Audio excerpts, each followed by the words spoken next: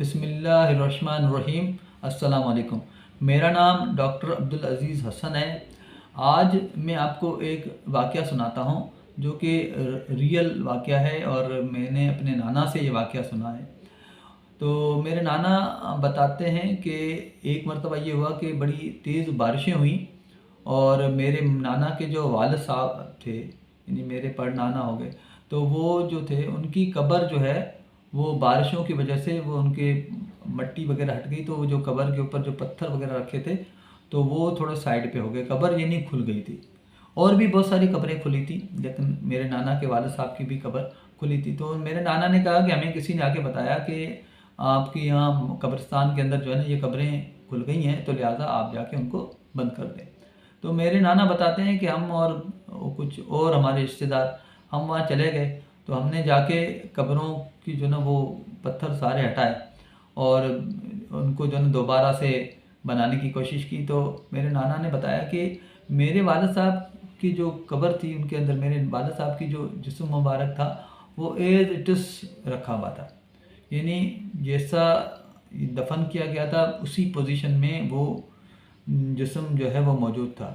حالانکہ باقی قبروں کے اندر کوئی قبر خالی ملی ہمیں، تو کچھ قبروں میں ہمیں کچھ ہڈیاں ملی، لیکن یہ کہ میرے والد صاحب کی قبر میں جو ہے وہ بالکل ثابت انسان جو ہے وہ دفن تھا اسی کفن کے اندر۔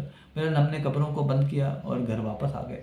تو میرے نانا نے جب یہ مجھے واقعہ سنایا تو میں نے نانا سے پوچھا، میں نے کہا نانا یہ آپ بتائیں کہ آپ کے والد صاحب کی کیا خاص بات تھی، یعنی ان کی جسم کو مٹی نے کیوں نہیں کھایا، کیا وجہ تھی؟ تو میرے نانا نے مجھے بتایا کہ عبدالعزیز یہ جو ہے میرے والد صاحب کی ایک عادت تھی کہ میرے والد صاحب جو ہے حرام حلال کی بڑی تمیز کرتے تھے۔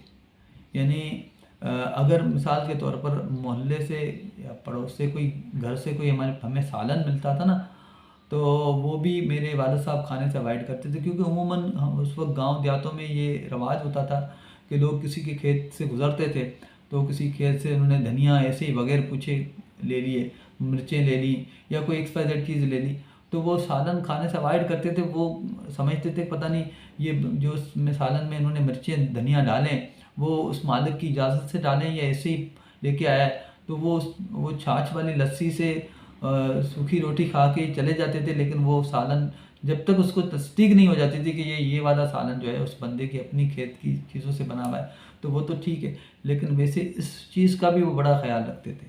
تو اور فرائض اپنے ٹائم پہ ادا کرتے تھے اور حرام حلال کی بڑی تمیز کرتے تھے۔ تو اس واقعے سے میں نے اپنی لائف میں بڑا جو ہے نا سبق لیا کہ اگر بندہ اپنے معاملات کو صحیح رکھے، حلال حرام کی تمیز کو رکھے اور فرائض کو باقاعدگی سے ادا کرے، تو انشاءاللہ اللہ نے چاہا تو اس کا جو مرحلہ ہے قبر کا اور آخرت کا وہ بڑے اچھے طریقے سے آگے گزرے گا۔ Thank you very much.